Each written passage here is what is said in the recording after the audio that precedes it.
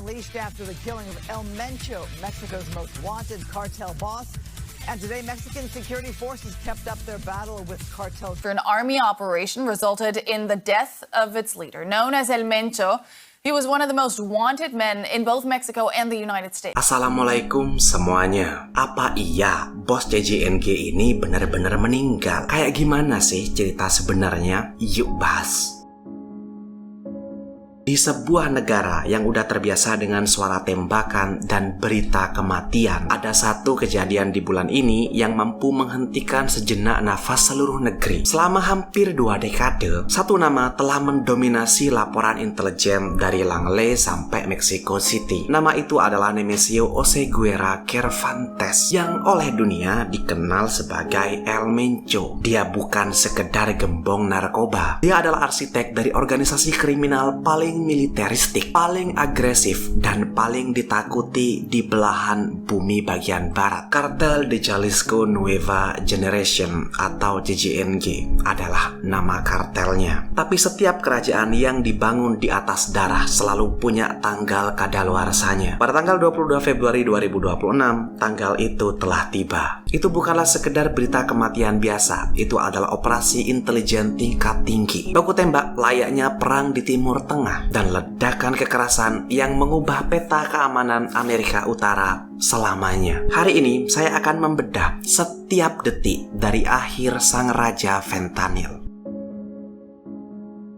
Untuk memahami kenapa kematian El Mencho ini begitu mengguncang Meksiko, kita harus memahami siapa sebenarnya pria ini. El Mencho nggak lahir sebagai raja. Dia lahir di desa miskin Naranjo de Chila, Michoacan, tahun 1966. Dia adalah anak putus sekolah yang bekerja di perkebunan alpukat. Tapi ambisi dari El Mencho ini jauh lebih besar. El Mencho lalu bermigrasi secara ilegal ke Amerika Serikat, menjadi pengedar klasteri di San Francisco, ditangkap, dideportasi, dan dikembalikan ke Meksiko, dan akhirnya El Mencho ini jadi polisi. Ya, ironisnya, orang yang paling dicari di dunia ini adalah orang yang dulunya pernah pakai seragam dan lencana polisi Jalisco. Disinilah El Mencho membangun koneksinya. Dia bergabung dengan faksi-faksi kecil yang akhirnya menyatu jadi kartel Milenio. Ketika pemimpin kartel Milenio ditangkap, terjadi perpecahan. Di momen itu, El Mencho ini nggak hanya bertahan, dia juga menghabisi semua saingannya dengan kejam. Sampai akhirnya CJNG ini lahir pada tahun 2009 dengan slogan yang sangat mengerikan,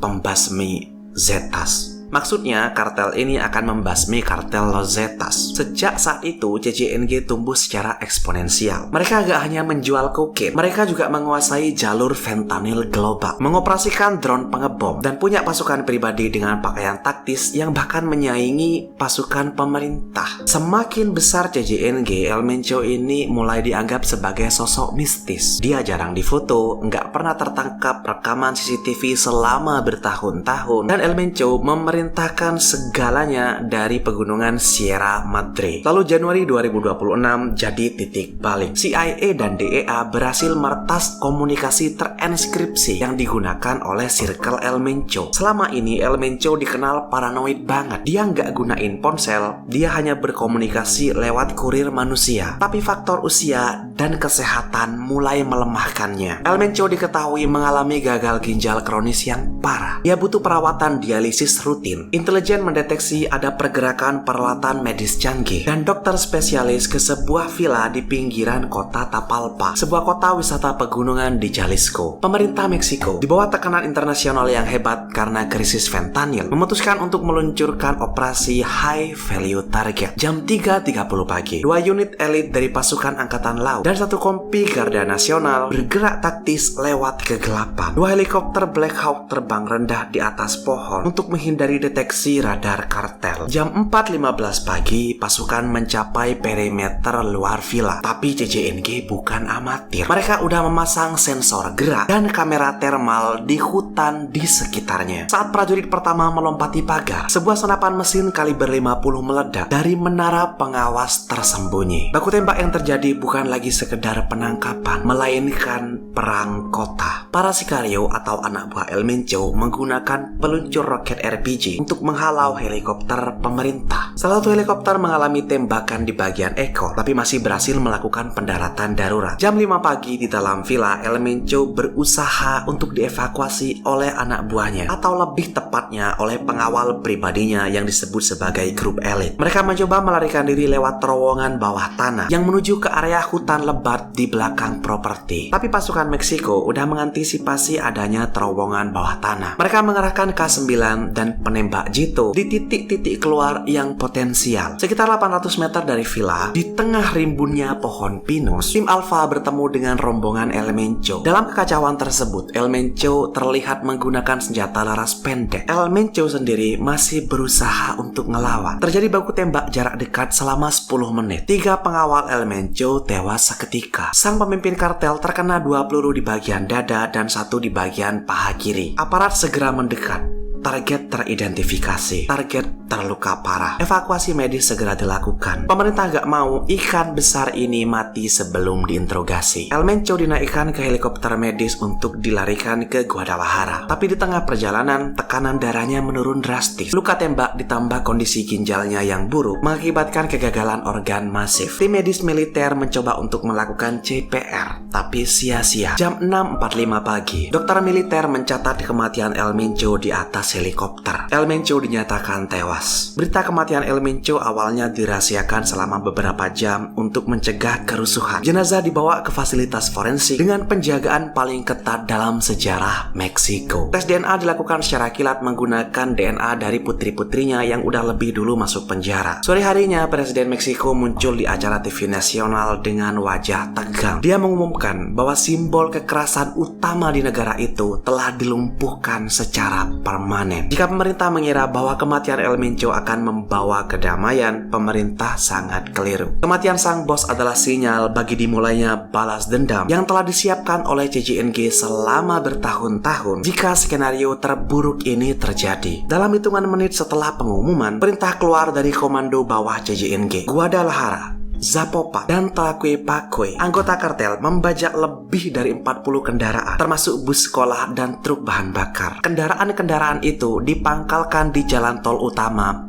dan dibakar. Kepulan asap hitam menutupi langit Jalisco. Tujuannya jelas, mengunci kota agar militer nggak bisa bergerak dan memberikan tekanan psikologis ke masyarakat. Kekerasan meluas ke negara bagian tetangga kayak Colima, Michoacan, dan Guanajuato. Di kota Celaya, sebuah toko dibakar ketika pelanggannya masih ada di dalam. Di Manzanillo, sebuah pelabuhan tersibuk di Meksiko, terjadi baku tembak massal antara faksi-faksi kartel yang mulai berebut kendali atas terminal kontainer. Bandara Internasional Guadalajara ditutup paksa setelah sebuah pesawat kargo diberondong peluru saat akan lepas landas. Ribuan turis terjebak. Kedutaan Besar Amerika Serikat mengeluarkan instruksi shelter in place atau berlindung di tempat bagi seluruh warganya. Kematian El Mencho menciptakan kekosongan yang sangat berbahaya. CJNG bukanlah organisasi yang harmonis. Itu adalah federasi faksi yang disatukan oleh rasa takut terhadap El Mencho. Hanya 2 hari setelah kematian El Mencho, 2 faksi besar di dalam CJNG mulai saling serang. Faksi El Jardina, Audias Flores Silva, tangan kanan El Mencho yang merasa paling berhak mewarisi tahta, melawan faksi Los Cuinis, keluarga dari istri El Mencho yang menguasai aspek finansial dan pencucian uang kartel. Di jalanan Zapopan, mayat-mayat mulai ditemukan dengan pesan yang tertulis di atas karton. Ini untuk mereka yang berkhianat pada Mencho, dan kami adalah penguasa baru di Jalisco. Kematian El Mencho mengubah peta narkotika global. Selama ini, CJNG adalah pemasok utama fentanyl dan metamfetamin ke Amerika Serikat dan Eropa. Jadi yang mungkin terjadi adalah: pertama, bangkitnya kembali kartel Sinaloa, rival abadi CJNG, dan meluasnya perang kartel di Meksiko. Kartel Sinaloa dan kartel-kartel lain kemungkinan besar akan melancarkan serangan besar-besaran untuk merebut wilayah Michoacan dan Zacatecas. Peperangan antar kartel ini diperkirakan akan meningkatkan pembunuhan sekitar 30% di Meksiko. 30% itu dalam 1 tahun ke depan ya. Kedua, efek Hydra. Efek Hydra itu kayak gini. Jika 1 kepala dipotong, 2 kepala baru akan tumbuh. Tanpa sosok sentral seperti El Mencho, CJNG mungkin akan pecah jadi 10 atau 20 grup kecil yang lebih sulit dilacak lebih enggak terduga dan mungkin lebih brutal karena mereka enggak lagi mengikuti kode etik bisnis lama. Ketiga, hubungan Amerika Serikat dan Meksiko. Kematian El Mencho adalah kemenangan bagi DEA, tapi juga jadi beban. Amerika Serikat sekarang harus menghadapi gelombang pengungsi yang melarikan diri dari perang kartel yang baru pecah.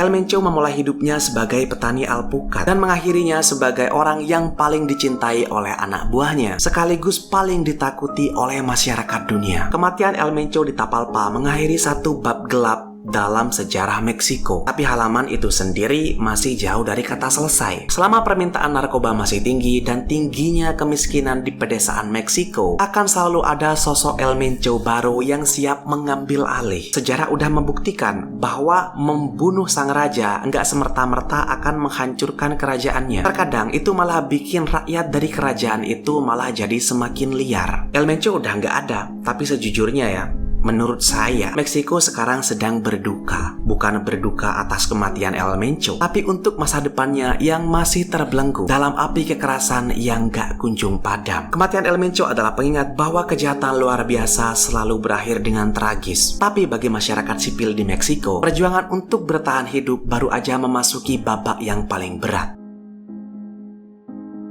Gimana pendapat kalian? Apakah menurut kalian strategi pemerintah dalam menghabisi pemimpin tertinggi itu udah tepat? Atau justru adalah sebuah blunder yang akan menciptakan kekacauan yang jauh lebih besar? Komen di bawah. Baik, tetaplah aman dan makasih udah nonton sampai akhir.